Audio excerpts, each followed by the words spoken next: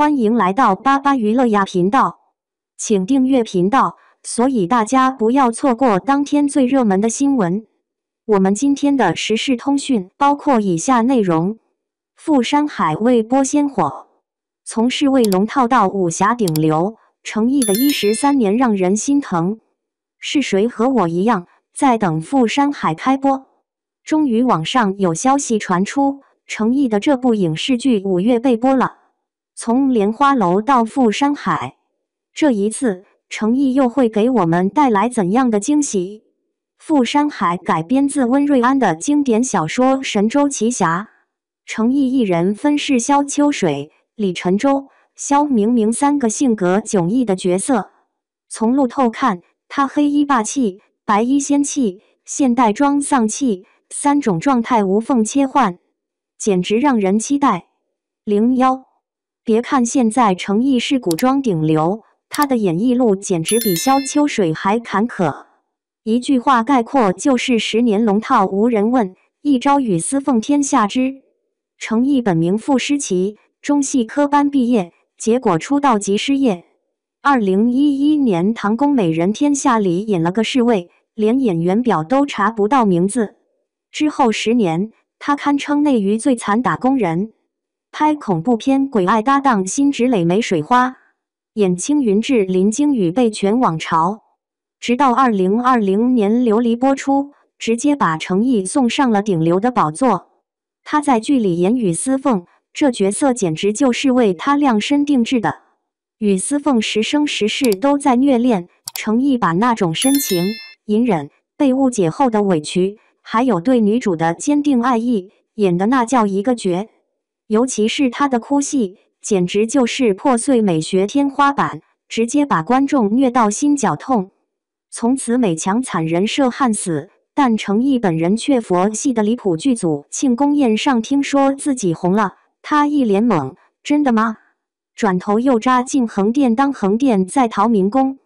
红了之后，诚意没躺平，反而疯狂挑战多样性。与军哥诚意在剧里演齐燕。这个角色前期是个被宦官操控的傀儡皇帝，后期开始反击，性格复杂多变。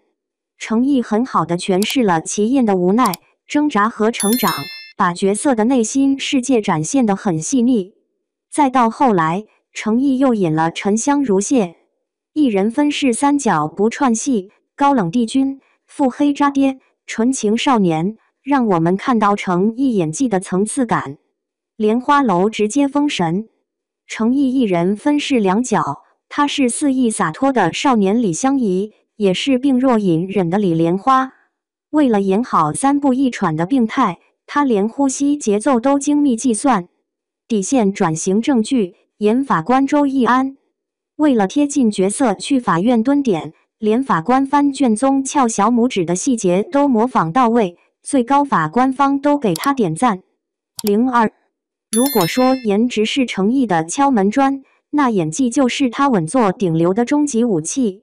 演神戏，能拉丝能杀人。琉璃里看女主的眼神温柔到能滴出水，莲花楼里面对仇人时瞬间变冷刀。到了富山海路透中，一个抬眼就区分出菜鸟侠客和幕后 boss 2种状态。动作设计，武打戏卷死同行，别人打戏靠替身，诚意打戏卷自己。莲花楼里他的红绸剑舞一气呵成，惊艳了不知多少人。富山海里萧秋水雪中挥剑的镜头，他提前2个月练剑术，动作行云流水。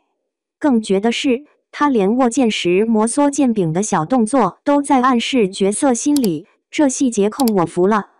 角色反差，一人千面。雨丝凤清冷隐忍，吐血都要研究血剑弧度。应渊帝君禁欲系天花板，靠皱眉幅度表达千年孤独。李莲花日常贪成咸鱼，但一个蹲下和小孩平视的动作就立住人设。诚意的演技就像开盲盒，永远有惊喜。03，你以为诚意是高贵冷艳的古偶男神？错，私下简直是社恐打工人本体。上综艺玩泼水游戏秒变自动浇水装置，反应慢半拍被嘲游戏黑洞，直播研究自拍干物关美颜，素颜对脸直接热搜预定。被问为啥不营销，他耿直发言：演员就该少说话多拍戏。这种又爱又憨的反差萌谁顶得住啊？更别提他早年微博全是健身打卡、读书笔记，给粉丝手写300封感谢信，自掏腰包送2000份生日礼。还有他每次参加活动都会等到最后，就是为了和粉丝多待一些时间。这样的笨蛋美人谁不喜欢呢？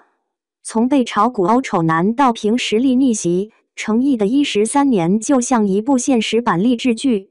如今他带着富山海杀回武侠圈，演技、颜值、IP 三管齐下，这波押宝爆款。最后喊话平台，搞快点播，孩子等的头发都要白了。